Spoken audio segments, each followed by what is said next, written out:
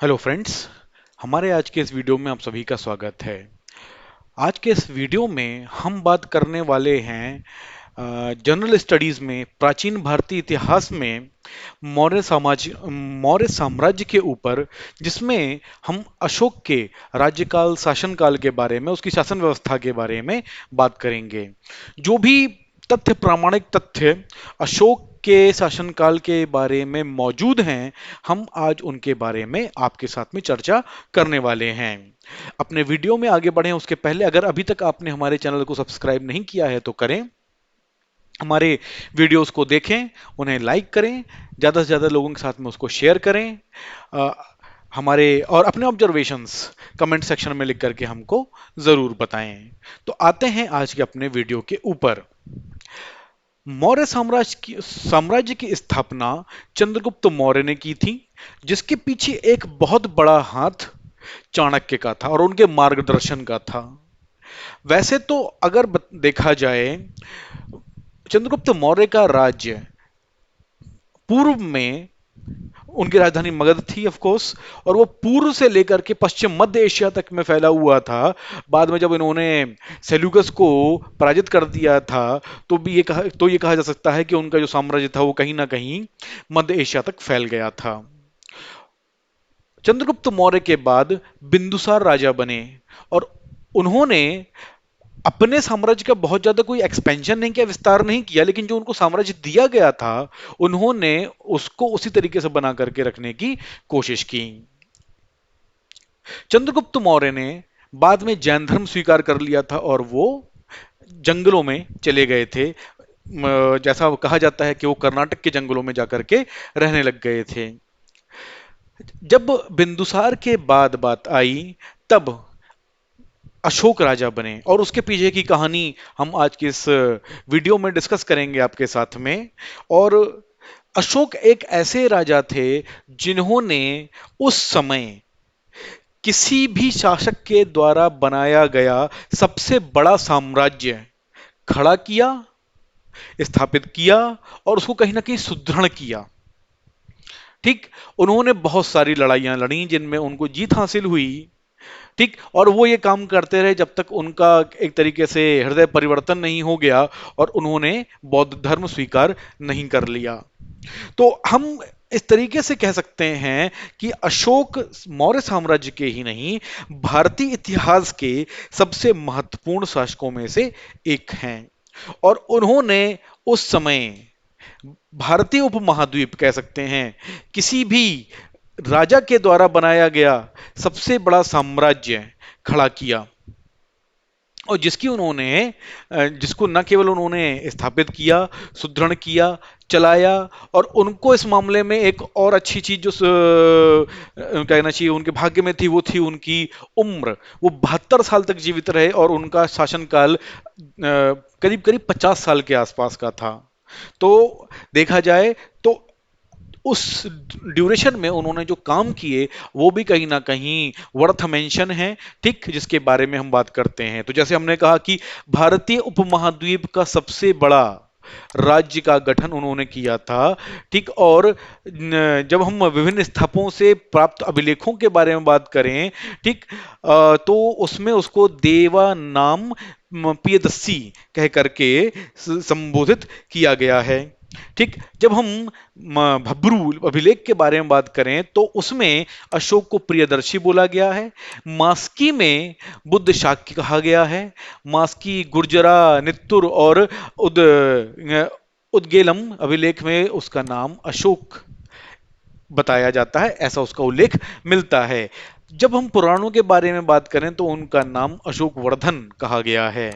ठीक है, और जो भी ये अभिलेख थे, उनको सबसे पहले 1837 ईस्वी में जेम्स प्रिंसप ने डिकोड करने में, उनको पढ़ने में सफलता प्राप्त की थी, जिससे ये सारी जानकारी कहीं ना कहीं मिलती है।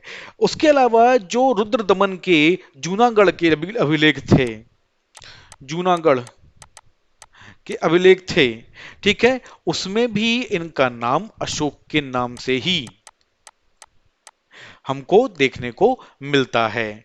ठीक, अब ये कह सकते हैं कि उसके पहले ये जो जिस लिपि में ये सारे अभिलेख लिखे जाते थे वो हर किसी को मालूम नहीं होती, उसको डिकोड करना पड़ता था, उसका अपना एक मतलब होता था।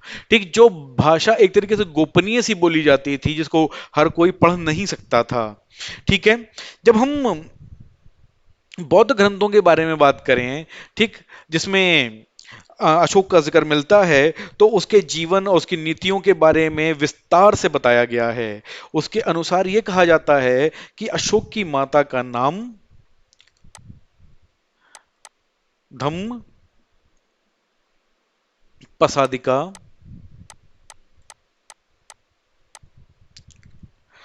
और सुभद्रांगी। ठीक, इन नामों के जिक्र मिलते हैं उसकी माता के नाम के तौर पे। ठीक है, जब हम बौद्ध ग्रंथों के ही बारे में बात करें, क्योंकि उन्होंने बाद में बौद्ध धर्म अपना लिया था, इसलिए क्या कहते हैं जो भी जिक्र मिलता है वो बौद्ध धर्मों में ज्यादा मिलता है। ठीक है, तो अशोक की पत्नी का नाम असिंघिमित्रा, असिंधी असिंधी मित्रा, उसके अलावा महादेवी, उसके अलावा पद्मावती,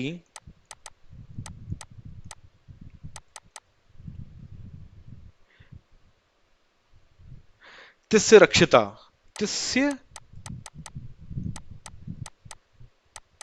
रक्षिता, और प्रयाग स्तंभ के लेख में कौरवकी। सन 2001 में एक फिल्म आई थी अशोका करके, उसमें इस प्रेम कहानी का जिक्र था अशोक की और कौरवकी की। ठीक, जो कलिंग के राज्य से थी, और ऐसा कहा जाता है कि बाद में अशोक ने कौरवकी से विवाह कर लिया था, उनको अपनी पत्नी का दर्जा दिया था। ठीक, इन्हीं ग्रंथों के अनुसार अशोक की दो पुत्रियों का जिक्र मिलता है, जिनमें जिनका नाम था संघमित्रा और चारुमती, और दो पुत्रों के नाम का जिक्र मिलता है जिनके नाम थे कुणाल और महेंद्र। पुत्र जलौक का उल्लेख राजतरंगिणी में मिलता है। ठीक है, और तीव्र का उल्लेख प्राग स्तंभ लेख में मिलता है। ठीक है, तो देखा जाए तो बौद्ध ग्रंथों के हिसाब से दो पुत्र थे, और अगर अभिलेखों के बारे में बात करें तो दो दो और पुत्रों का जिक्र मिलता है, जलौक और तीव्र। अ, जैसा हम जानते हैं कि अशोक ने बौद्ध धर्म को अपने राज्यकाल के दौरान संरक्षण प्रदान किया था। ठीक, एक पेट्रोनेज जिसको हम कहते हैं वो प्रदान किया था। ठीक है, बौद्ध धर्म के प्रचार के लिए अशोक ने काफी प्रयास किया था, काफी एफर्ट्स डाले थे। उसने विश्व के विभिन्न क्षेत्रों में बौद्ध धर्म के ज्ञाताओं को धर्म प्रचार के लिए भेजा था। और लेकिन हाँ, इसका मतलब ये नहीं था कि अशोक बाकी धर्मों को नहीं मानता था या उनके प्रति असहिष्णु रहता था, वो बाकी धर्मों के प्रति भी सहिष्णु रहता था। ठीक है, तो जब हम बात करें अशोक के राज्याभिषेक और विजय अभियान के बारे में, तो राजपाट हासिल करने के लिए अशोक को काफी संघर्ष करना पड़ा। अशोक 273 ईसा पूर्व में गद्दी पर बैठे थे, लेकिन उनका राज्याभिषेक 4 वर्ष बाद 2069 ईसा पूर्व में ही हो सका। ठीक है, महावंश दीर्घवंश के अनुसार अशोक ने अपने 99 भाइयों की हत्या की थी। ठीक है, और जिसके बाद ही उनको गद्दी राज सिंहासन नसीब हो पाया था। ठीक है, मिल पाया था। दिव्यवादन, चीनी ग्रंथ, फायुएन चुलिन और तिब्बती लेखक तारानाथ भी उत्तराधिकार के युद्ध का वर्णन अलग अलग जगहों पर कर चुके हैं, और उनके जो लिटरेचर है उनका मिलता है, उसमें इस बात का जिक्र हमको देखने को मिलता है। ठीक, अब जैसे हमने कहा कि 4 साल के बाद ही उनका राजाभिषेक हो पाया था, तो मतलब कि 269 ईसा पूर्व में अशोक राजगद्दी पर आसीन हुए थे। जैसे हमने कहा कि उन्होंने बहुत सारे युद्ध लड़े थे, इसमें जो कलिंग का युद्ध था वो अशोक के जीवन की सबसे महत्वपूर्ण घटना, कलिंग का युद्ध। ठीक है, वो उनके जीवन की सबसे महत्वपूर्ण घटना फिर बन गई थी। जो नरसंहार अशोक ने इस युद्ध में देखा, उससे उनका हृदय परिवर्तन हो गया। उस जो हिंसा हुई उससे दुखी होकर के अशोक ने बौद्ध धर्म स्वीकार किया और शांति के सिद्धांत का पालन करना प्रारंभ कर दिया। अशोक ने अपने राज्याभिषेक के 8 वर्ष बाद मतलब कि 9वें वर्ष में कलिंग की विजय की थी। मतलब कि कलिंग का जो युद्ध हुआ था, मतलब कि अशोक के राज्याभिषेक के 9 वर्ष के बाद, मतलब कि 9वें वर्ष में 8 साल के बाद, ठीक है। तो उसके बाद से उनका हृदय परिवर्तन हुआ, ठीक, जिसका उल्लेख 13वें शिलालेख में मिलता है। हाथी गुम्फा अभिलेख से यह भी पता चलता है कि कलिंग विजय के समय संभवतः वहां का राजा नंदराज था। ठीक है, मतलब कलिंग के राजा का क्या नाम था यहां पर? नंदराज। ठीक है, और कलिंग का युद्ध 261 ईसा पूर्व में लड़ा गया था। कलिंग मतलब कि वर्तमान का उड़ीसा, ओडिशा जिसको आज की तारीख में हम लोग बोलते हैं। ठीक है, 261 बिफोर कॉमन एरा कह सकते हैं, बिफोर क्राइस्ट, जो भी लिखने का मन है हम उस हिसाब से इसको लिख सकते हैं। ईसा पूर्व में ये युद्ध लड़ा गया था। अशोक का साम्राज्य, जैसे हमने कहा कि बहुत ही बड़ा साम्राज्य था, ठीक है, तो वो काफी विस्तृत था। उसका साम्राज्य भारत में था, नेपाल में था, पाकिस्तान में था, भूटान में था, अफगानिस्तान तक फैला था, ठीक है, और पूरब में म्यांमार तक फैला हुआ था। अगर हम बात करें तो ये एक ऐसा साम्राज्य था जो संपूर्ण उत्तर भारत में कहीं ना कहीं फैला हुआ था, और कुछ ना कुछ इसका हिस्सा ऐसा भी था जो दक्षिण के तरफ में, दक्षिण भारत की तरफ भी काफी कुछ हिस्सा फैला हुआ था। तो हम ये कह सकते हैं कि जितने लोगों को, जितने राजाओं को हम जानते हैं, उसमें सबसे बड़ा साम्राज्य अशोक का था, ऐसा कह सकते हैं।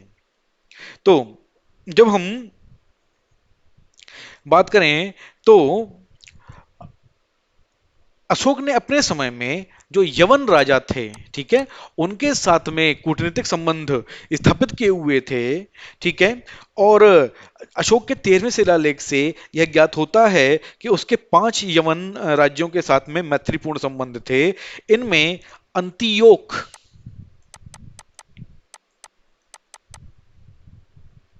तुर्मय,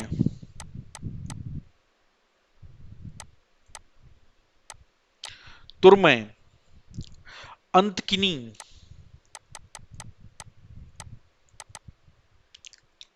मग और अलिक, सुंदर,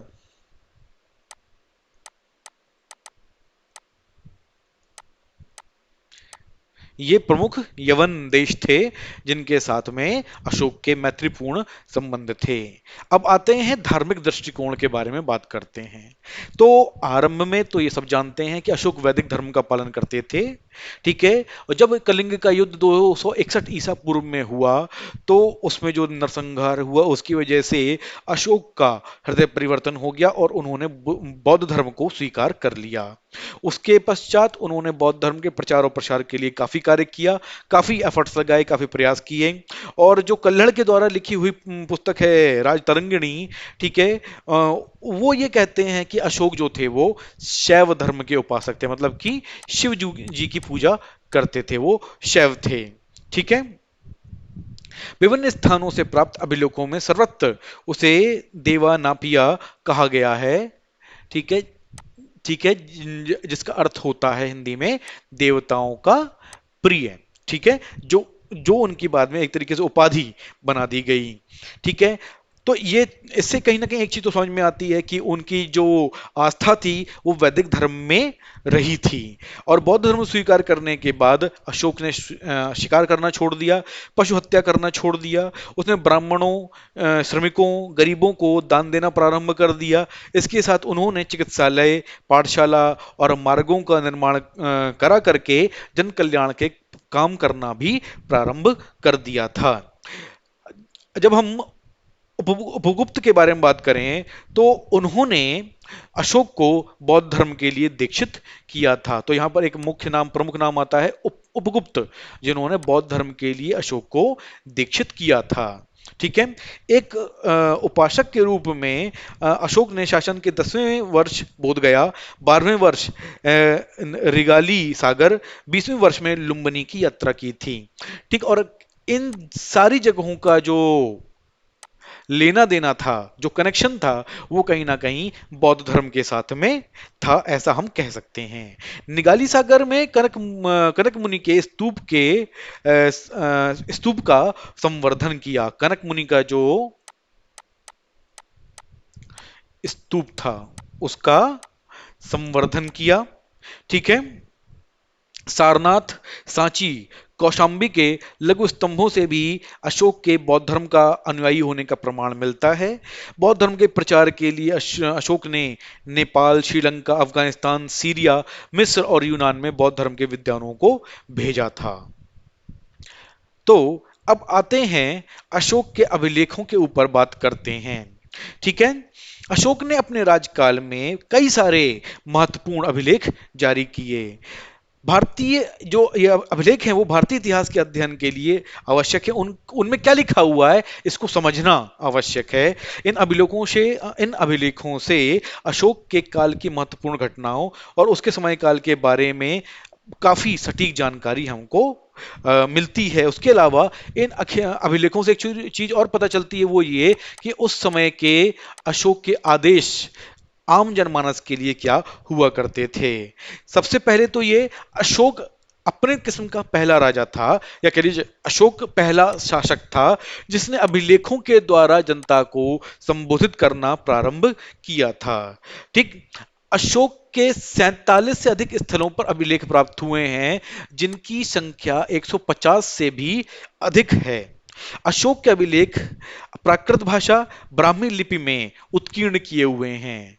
प्राकृत भाषा और ब्राह्मी लिपि, ठीक है, उसमें उत्कीर्ण किए हुए हैं।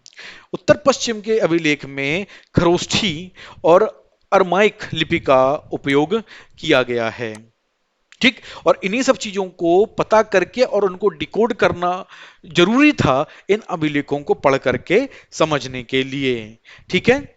और जब हम बात करें कि अफगानिस्तान में जो ये अभिलेख मिलते हैं वो अरमाइक और यूनानी दोनों भाषाओं में उत्कीर्ण हुए मिलते हैं। ठीक है।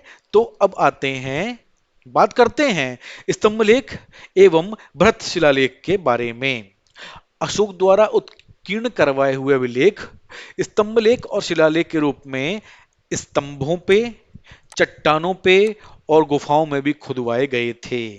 ठीक है। इस अशोक के 14 बृहत शिलालेख कालसी, शाहबाजगढ़ी, मानसेहरा, सोपार, धौली, जोगड़, गिरनार, यरागुड़ी, इन सारे स्थानों से प्राप्त हुए हैं। ठीक है। धौली और जौगढ़ के शिलालेखों पर 11वें, 12वें और 13वें शिलालेख उत्कीर्ण नहीं किए गए हैं। उनके स्थान पर दो अन्य लेख हैं जिसे पृथक कलिंग प्रज्ञापन कहा गया है। ये बात जानने काबिल है, जिसे पृथक कलिंग प्रज्ञापन कहा गया है। ठीक है।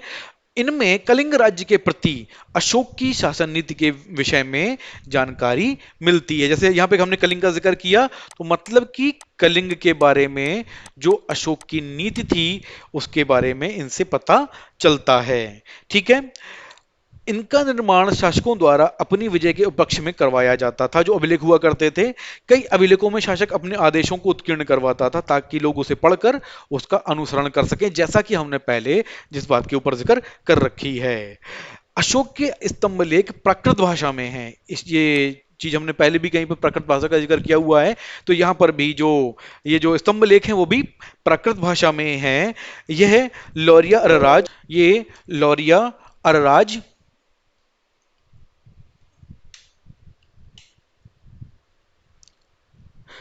लौरिया नंदनगढ़, टोपरा दिल्ली, मेरठ दिल्ली, इलाहाबाद और रामपुरवा में स्थित हैं।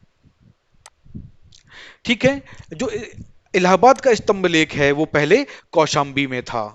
ठीक। ये चीज यहां पर ध्यान रखने काबिल है। अकबर के शासनकाल में जहांगीर द्वारा इसे इलाहाबाद के किले में रखवा दिया गया, जिसको आज की तारीख में हम प्रयागराज बोलते हैं। ठीक है। और कौशाम्बी स्तंभ लेख में स्त्री महामात्र, अशोक की रानी कौरवकी और पुत्र तीवर का उल्लेख है। ठीक है।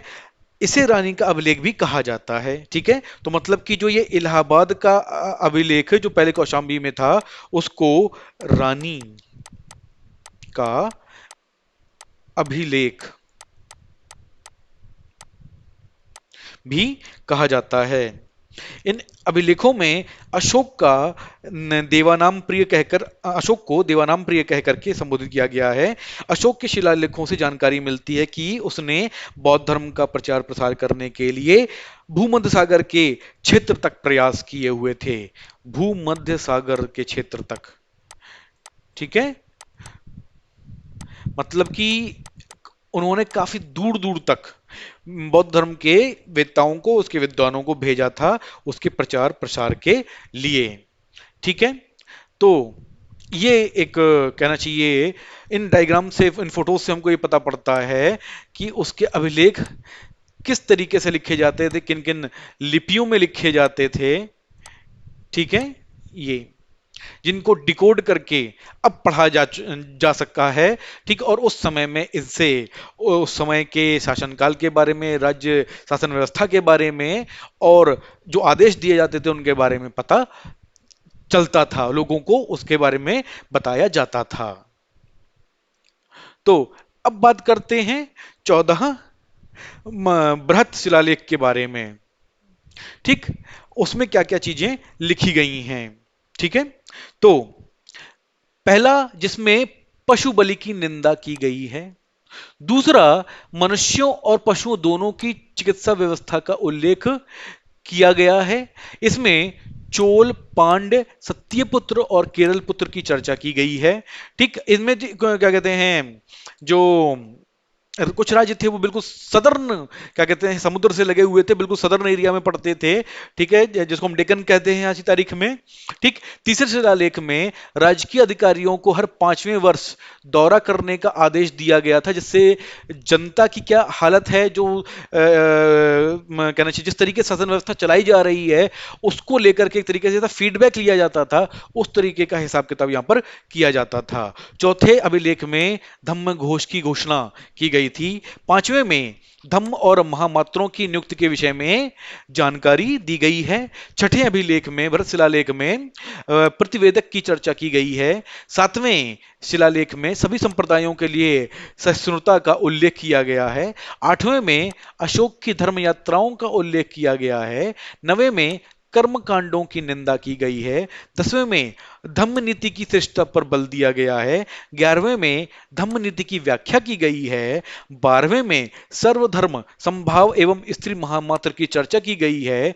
13वें में कलिंग युद्ध का वर्णन किया गया है। और 14वें में अशोक द्वारा प्रजा को धार्मिक जीवन व्यतीत करने की प्रेरणा दी गई है। अब बात करते हैं लघु शिलालेख एवं लघु स्तंभ लेख के बारे में। अशोक के लघु शिलालेख यारागुड़ी, ब्रह्मागिरी, सिद्धपुर, जतिन रामेश्वर, गोवीमठ, मास्की, गुर्जरा, सहसाराम इत्यादि से प्राप्त हुए हैं। इन स्तंभ लेखों में मुख्य रूप से धर्म और प्रशासनिक बातों का वर्णन किया गया है। लघु स्तंभ लेखों पे अशोक की राज घोषणाओं का उल्लेख किया गया है। अशोक के प्रमुख लघु अभिलेख जो थे वो सांची सारनाथ में, कौशाम्बी में और निगाली सागर से प्राप्त हुए हैं। रुम्मीदेई अभिलेख अशोक का सबसे छोटा शिलालेख है, ऐसा बताया जाता है। अशोक के अन्य सभी अभिलेखों की विषय वस्तु प्रशासनिक है। ठीक है। जबकि रुम्मीदेई जो उनका सबसे छोटा अभिलेख है, उसमें जो विषय है वो आर्थिक है, रिलेटेड टू फाइनेंस। ठीक। रुम्मीदेई अभिलेख से मौर्यकालीन अर्थव्यवस्था की जानकारी मिलती है। अर्थ व्यवस्था की जानकारी मिलती है। मैं उम्मीद करता हूं कि हमारा आज का वीडियो आप सभी को पसंद आया होगा और आप हमारे चैनल को सब्सक्राइब करना, हमारे वीडियोस को देखना, उन्हें लाइक करना, ज़्यादा से ज़्यादा लोगों के साथ में उसको शेयर करना और अपने ऑब्जर्वेशंस कमेंट सेक्शन में लिख करके हमको बताना बिल्कुल नहीं भूलेंगे। हमारा अगला वीडियो होगा फ्लूइड मैकेनिक्स के ऊपर, जिसमें हमने अभी तक प्रेशर मेजरमेंट की थ्योरी के थ्योरेटिकल पार्ट को कवर किया है। अब हम उसके न्यूमेरिकल पार्ट को कवर करेंगे और ये वीडियो आपके सामने बहुत ही जल्द आएगा। तो बहुत जल्दी आपसे फिर मुलाकात होगी हमारे अगले वीडियो में। Thank you very much.